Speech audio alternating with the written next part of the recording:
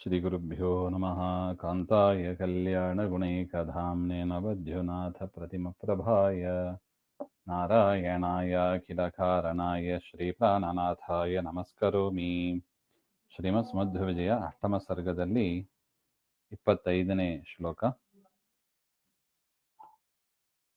ಅಥ ಖಂಡಿತೇಶ್ವರಧನುಸ್ಸಲೀಲಯ ಕ್ಷಪಿತೋಗ್ರಸೇನ ನೃಪಪುತ್ರಪೌರುಷಃ ಸಮುಪಾಸ್ಯ ವಿಪ್ರಗುರುಮಬ್ಜಭೂಗುರುಃ ಸ್ವಜನಾನಮೋದಯತಮೇಯ ತೇಜಸಾ. ಅಥ ಖಂಡಿತ ಈಶ್ವರಧನುಃ ಸಹ ಲೀಲಯಾ ಕ್ಷಪಿತ ಉಗ್ರಸೇನ ನೃಪಪುತ್ರಪೌರುಷಃ ಸಮುಪಾಸ್ಯ ವಿಪ್ರಗುರುಂ ಅಬ್ಜಭೂಗುರುಃ ಸ್ವಜನಾನ್ ಅಮೋದಯತ್ ಅಮೇಯ ತೇಜಸಾ. ಅಥ ಪುರಪ್ರವೇಶಾನಂತರಂ. ಹಾಗೆಂತ ರಾಮದೇವರ ಚರಿತ್ರೆ ಪ್ರಕಾರ ವಿದೇಹ ನಗರಕ್ಕೆ ಪ್ರವೇಶ ಆದ ಬಳಿಕ ಲೀಲೆಯಿಂದ ಖಂಡಿತಂ ಭಗ್ನಂ ಈಶ್ವರಧನು, ರುದ್ರದೇವರ ಧನುಸ್ಸನ್ನ ರಾಮಚಂದ್ರ ದೇವರು ಮುರಿದು ವಿದೇಹೇನ ಸ್ವಯಂವರಾರ್ಥಂ ಆನೀತಂ ಶಿವಧನುರ್ಯೇನ ತಾದೃಶಃ ಅತೇವ ಉಗ್ರಾ ಕ್ರೂರಾ ಸೇನಾ ತಾದೃಶ ನೃಪಪುತ್ರಾಃ ತೇಷಾಂ ಪೌರುಷಂ ಪರಾಕ್ರಮಃ ಕ್ಷಪಿತಂ. ರಾಮದೇವರು ಯಾವಾಗ ಬಿಲ್ಲನ್ನು ಮುರಿದ್ರು ಆಗ ಬಿಲ್ಲು ಮುರಿಯುವುದಕ್ಕಾಗಿ ಅನೇಕ ಜನ ಬಂದಿದ್ರು. ಅವರು ಯಾರಿಂದಲೂ ಆಗ್ಲಿಲ್ಲ. ಕೊನೆಯಲ್ಲಿ ರಾಮದೇವರು ಮುರಿದ್ರು.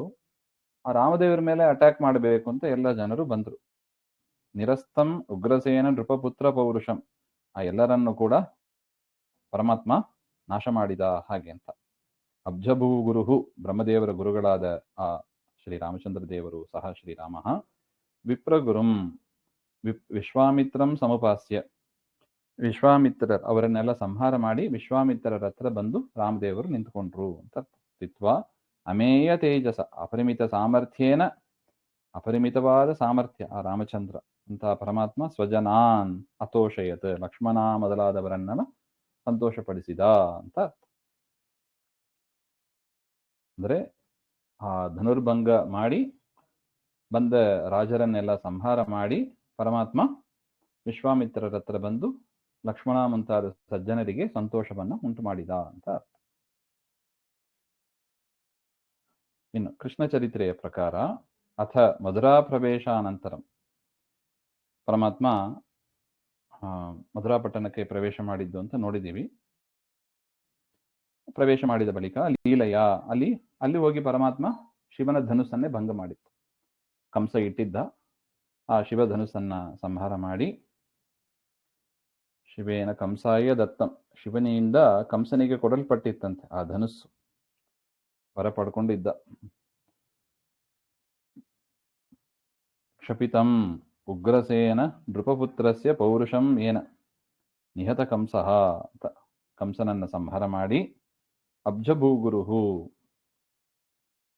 ಶ್ರೀಕೃಷ್ಣನು, ಅಂದ್ರೆ ಬ್ರಹ್ಮದೇವರ ಗುರುಗಳಾದ ಶ್ರೀಕೃಷ್ಣನು, ವಿಪ್ರಗುರುಂ ಸಂದೀಪಿನಿ ಆಚಾರ್ಯರ ಹತ್ರ ಸಮುಪಾಸ್ಯ ಹೋಗಿ, ಅಮೇಯ ತೇಜಸ ಜರಾಸಂಧಾದಿ ಜಯರೂಪೇಣ ಅಪರಿಮಿತ ಸಾಮರ್ಥ್ಯೇನ, ಜರಾಸಂಧಾದಿಗಳನ್ನ ಗೆದ್ದು ಅಪರಿಮಿತವಾದ ಸಾಮರ್ಥ್ಯದಿಂದ ಪರಮಾತ್ಮ ಸ್ವಜನಾನ್ ವಸುದೇವ ಮುಂತಾದವರನ್ನ ಅಮೋದಯತ್ ಸಂತೋಷಪಡಿಸಿದನು ಅಂತ.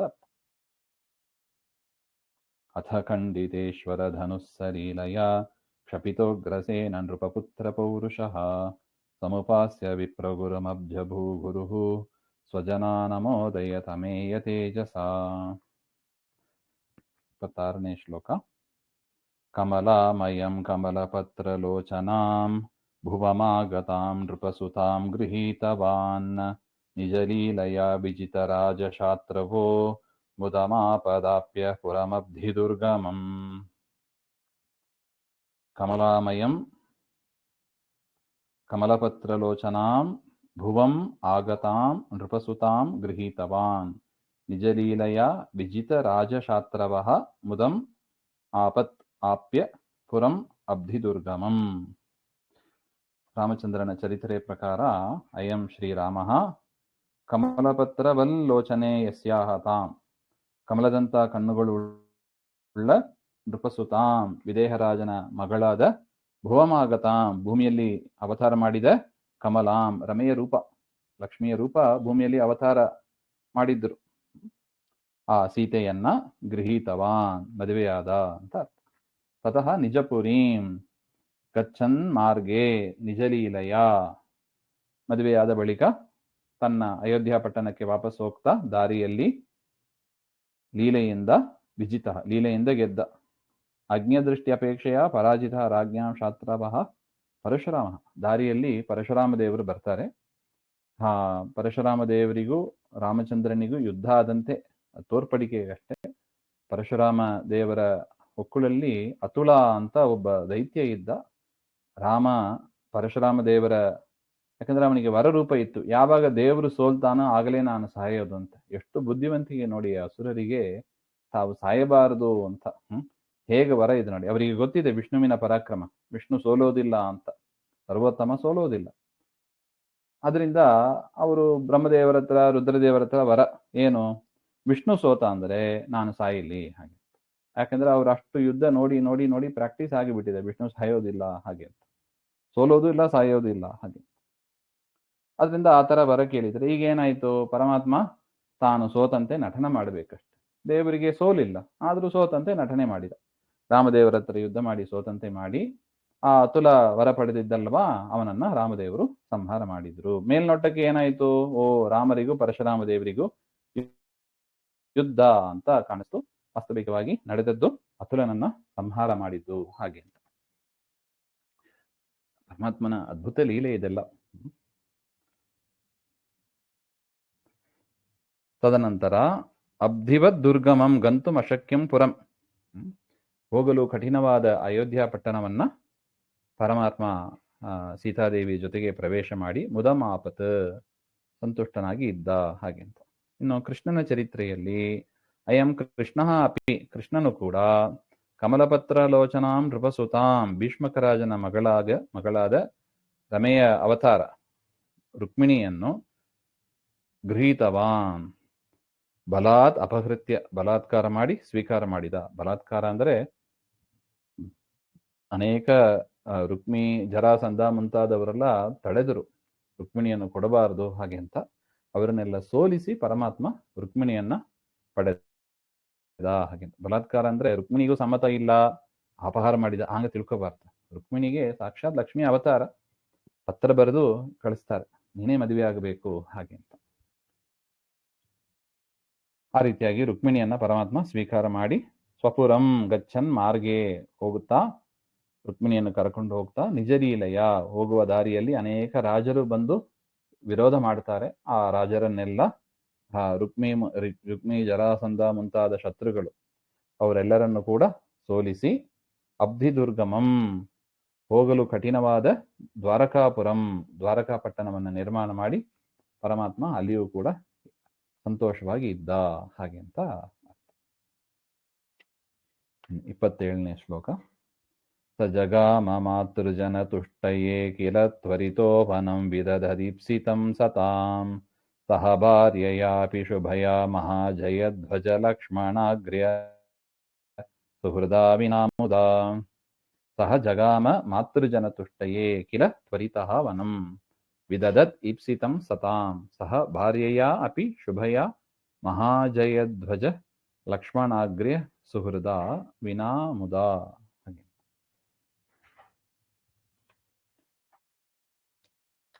ಇನ್ನು ರಾಮಚಂದ್ರನ ಚರಿತ್ರೆಯ ಪ್ರಕಾರ ಸತಾಂ ಈಪ್ಸಿತಂ ವಿದದತ್, ಋಷ್ಯಾದಿಗಳು ಕೇಳಿದ್ದನ್ನು ಕೊಡ್ತಾ ಪರಮಾತ್ಮ ಮಾತೃಜನಸ್ಯ ತುಷ್ಟಯೇ, ಕೈಕೇಯಿಯನ್ನು ಸಂತೋಷಪಡಿಸಬೇಕು ಎನ್ನುವ ದೃಷ್ಟಿಯಿಂದ ತ್ವರಿತಃ ವೇಗವಾನ್, ಕೂಡಲೇ ತಾನು ವನಕ್ಕೆ ಹೋದ.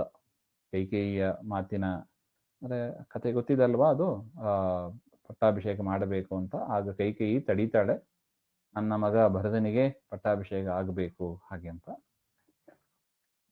ಆಗ ಪರಮಾತ್ಮ ಕಾಡಿಗೆ ಹೋಗಬೇಕು ಅಂತ 2 ವರ ಕೇಳ್ತಾಳೆ ಕೈಕೇಯಿ ದಶರಥನ ಹತ್ರ. ತನ್ನ ಮಗ ಭರತ ರಾಜ್ಯಭಾರ ಮಾಡಬೇಕು, ಪರಮಾತ್ಮ ಕಾಡಿಗೆ ಹೋಗಬೇಕು. ಅಲ್ಲಿ ಯಾರೋ ರಾಕ್ಷಸರು ಪ್ರಾಣಿಗಳು ಯಾರಾವುದು ಇದ್ಕೊಂಡು ರಾಮ ಸಂಹಾರ ರಾಮನನ್ನ ಸಾಯಿಸ್ಬಿಡ್ತಾರೆ ಅಂತ, ರಾಮ ವಾಪಸ್ ಬರೋದಿಲ್ಲ ಅಂತ ಅವರ ಕಲ್ಪನೆ, ಅವರ ಪ್ಲಾನ್ ಅದು.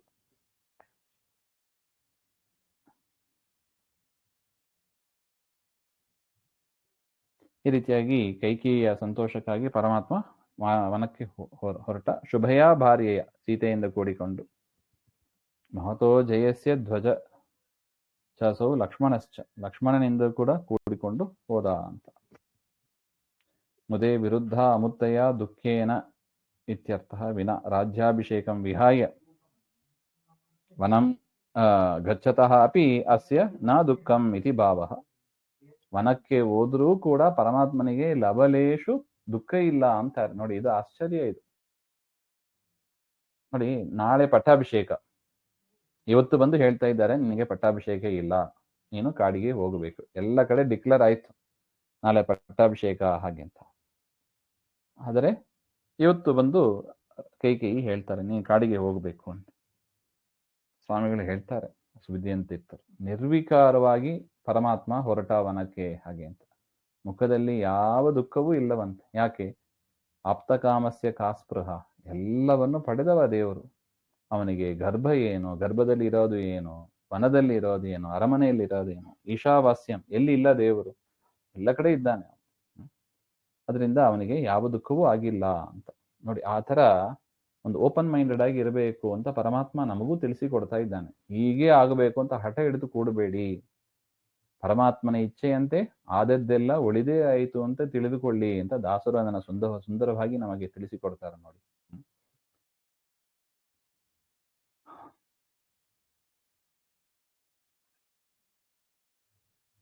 ಅಂದರೆ ಆದಷ್ಟು ಧರ್ಮ ಕಾರ್ಯ ಅದರಲ್ಲಿ ನಾವು ಓಟ್ ಹಾಕಬೇಕು, ಕೆಟ್ಟ ಕಾರ್ಯದಲ್ಲಿ ಹಠ ಮಾಡಿ ಕೂಡಬಾರದು ಅಂತ ಒಟ್ಟು. ಮಾತೃಜನ ತುಷ್ಟೈ ಆಯ್ತಲ್ವಾ. ವನಕ್ಕೆ ಈ ರೀತಿಯಾಗಿ ರಾಮ ಕಾಡಿಗೆ ಹೋದ ಹಾಗೆ ಅಂತ. ಸೀತೆ ಮತ್ತು ಲಕ್ಷ್ಮಣನಿಂದ ಕೂಡಿದವನಾಗಿ ಹೋಗಿ. ಇನ್ನು ಅರ್ಥಾಂತರಂತು ಕೃಷ್ಣನ ಚರಿತ್ರೆಯಲ್ಲೂ ಕೂಡ ಈಪ್ಸಿತಂ ಅಭೀಷ್ಟಂ ಸತಾಂ ಅವನಂ, ಋಷ್ಯಾದಿಗಳಿಗೆ ರಕ್ಷಣೆಯನ್ನ ಮಾಡಿದ ಪರಮಾತ್ಮ ಶ್ರೀಕೃಷ್ಣ ಮಾತೃಜನ ತುಷ್ಟಯೇ, ನರಕಾಸುರನ ನರಕಾಸುರ ಅವನು ಕೃಷ್ಣನ ತಾಯಿ ಅದಿತಿ ದೇವಿಯ ಕರ್ಣಕುಂಡಲಗಳನ್ನು ಅಪಹಾರ ಮಾಡಿದ್ದ. ಆ ಅದಿತಿ ದೇವಿಯ ಪ್ರಾರ್ಥನೆಯನ್ನು ಮನ್ನಿಸಿ ಪರಮಾತ್ಮ ಅಲ್ಲಿ ನರಕಾಸುರನ ಅರಮನೆಗೆ ಹೋಗ್ತಾನೆ, ಪ್ರಾಗ್ಜ್ಯೋತಿಷಪುರ ಹಾಗೆ ಅಂತ. ಹೋಗುವಾಗ ಭಾರ್ಯೆಯ ಸತ್ಯಭಾಮೆಯನ್ನು ಕೂಡ ಕರೆದುಕೊಂಡು ಹೋಗ್ತಾನೆ ಹಾಗೆ ಅಂತ. ಮಹಾಧ್ವಜದಿಂದ ಕೂಡಿದ ವಿನಾ ಪಕ್ಷಿನ ಗರುಡೇನ ಮುದಾ ಸಂತೋಷೇನ ಜಗಾಮ ಕಿಲ, ನರಕಾಸುರೇನ ಉಪದ್ರತಾನಾಂ ಬದ್ರಿಕಾಶ್ರಮ ನಿವಾಸಿನಾಂ ಮುನೀನಾಂ. ಆ ನರಕಾಸುರ ಬದ್ರಿಕಾಶ್ರಮದಲ್ಲಿದ್ದ ಋಷಿಗಳಿಗೆ ತುಂಬಾ ಉಪಟಳ ಕೊಡ್ತಾ ಇದ್ದ. ಆ ಋಷಿಗಳೆಲ್ಲ ಬಂದು ಕೃಷ್ಣನ ಹತ್ರ ಪ್ರಾರ್ಥನೆ ಮಾಡಿದರಂತೆ, ಈ ರೀತಿಯಾಗಿ ನರಕಾಸುರನ ವಧೆ ಆಗಬೇಕು ಹಾಗೆ ಅಂತ. ತುಂಬಾ ಉಪಟಳ ಕೊಡ್ತಾನೆ ಹಾಗೆ. ಅದಿತಿ ದೇವಿಯ ಪ್ರಾರ್ಥನೆಯೂ ಇತ್ತು, ನನ್ನ ಕರ್ಣಕುಂಡಲಗಳನ್ನ ಅಪಹಾರ ಮಾಡಿದ್ದಾನೆ ಹಾಗೆ. ಇದನ್ನೆಲ್ಲ ಮನಸ್ಸಲ್ಲಿ ಇಟ್ಟುಕೊಂಡು ಪರಮಾತ್ಮ ಸತ್ಯಭಾಮೆಯ ಜೊತೆಗೆ ಹೋಗಿ ಅವರನ್ನು ಸಂಹಾರ ಮಾಡ್ತಾರೆ ಅಂತ ಬರ್ತದೆ. ಮುದಾ ಸಂತೋಷೇನ ಜಗಾಮ ಕಿಲ ಹಾಗೆ. ಮುನೀನಾಂ ರಕ್ಷಾಂ ಕರ್ತುಂ ಅದಿತಿ ತುಷ್ಟಯೇ ನರಕವದಾರ್ಥಂಚ ಜಗಾಮ, ನರಕಾಸುರನ ಸಂಹಾರ ಮಾಡಬೇಕು ಅಂತ ಪರಮಾತ್ಮ ಪ್ರಾಗ್ಜ್ಯೋತಿಷ ಪಟ್ಟಣಕ್ಕೆ ಹೋದ ಹಾಗೆ. ಸ ಜಗಾಮ ಮಾತೃಜನ ತುಷ್ಟಯೇ ಕಿರತ್ವರಿತೋ ವನಂ ವಿದಧದೀಪ್ಸಿತಂ ಸತಾಂ ಸಹ ಭಾರ್ಯಯಾಪಿ ಶುಭಯ ಮಹಾಜಯ ಧ್ವಜ ಲಕ್ಷ್ಮಣಾಗ್ರ್ಯ ಸುಹೃದಾ ವಿನಾ ಮುದಾ. ನೋಡಿ, ಒಂದೇ ಶ್ಲೋಕದಲ್ಲಿ ಎರಡು ರೀತಿಯಾಗಿ ಅರ್ಥ ಹೇಳಿಕ್ಕೆ ಬರ್ತದೆ. ರಾಮನ ಚರಿತ್ರೆಯು ಹೇಳಿಕ್ಕೆ ಬರ್ತದೆ, ಕೃಷ್ಣನ ಚರಿತ್ರೆಯನ್ನು ಕೂಡ ಹೇಳಿಕ್ಕೆ ಬರ್ತದೆ. ನಾವು ಅನೇಕ ದಾಸರ ಪದದಲ್ಲಿ ನೋಡ್ತೀವಿ, ಬರ್ತದೆ ನೋಡಿ, ಜೈ ಜೈ ರಾಮ ಹರೇ, ಜೈ ಜೈ ಕೃಷ್ಣ ಹರೇ. ರಾಮನ ಪರವಾಗಿ ಒಂದು, ಕೃಷ್ಣನ ಪರವಾಗಿ ಒಂದು. ಅದೆಲ್ಲ ಮೂಲ ಸಮುದ್ರ ವಿಜಯದಲ್ಲಿ ಇದೆ ನೋಡಿ. ಇಲ್ಲಿ ಎರಡು ಶ್ಲೋಕ ಇಲ್ಲ, ಒಂದೇ ಶ್ಲೋಕದಲ್ಲೇ ರಾಮನ ಚರಿತ್ರೆಯೂ ಅಡಕವಾಗಿದೆ, ಕೃಷ್ಣನ ಚರಿತ್ರೆಯೂ ಅಡಕವಾಗಿದೆ. ಅದನ್ನ ನಮಗೆ ಬರೋದಿಲ್ಲ, ಗುರುಗಳು ವ್ಯಾಖ್ಯಾನದಲ್ಲಿ ತಿಳಿಸಿಕೊಟ್ಟಿದ್ದಾರೆ. ಅದನ್ನ ನೋಡಿಕೊಂಡು ನಾವು ಆ ಶ್ಲೋಕ ಎಷ್ಟು ಚೆನ್ನಾಗಿ ಬರೆದಿದ್ದಾರೆ ನಾರಾಯಣ ಪಂಡಿತಾಚಾರ್ಯರು ಎಂಬ ಅದನ್ನ ನಾವು ಗಮನಿಸಬೇಕು ಇಲ್ಲಿ. ಮುಂದಿನದ್ದು ಮತ್ತೆ ನೋಡೋಣ. ಶ್ರೀಮಧ್ವಾಂತರ್ಗತ ಶ್ರೀಕೃಷ್ಣ ಅರ್ಪಣಮಸ್ತು. ಶ್ರೀ ಹರೇ ನಮಃ.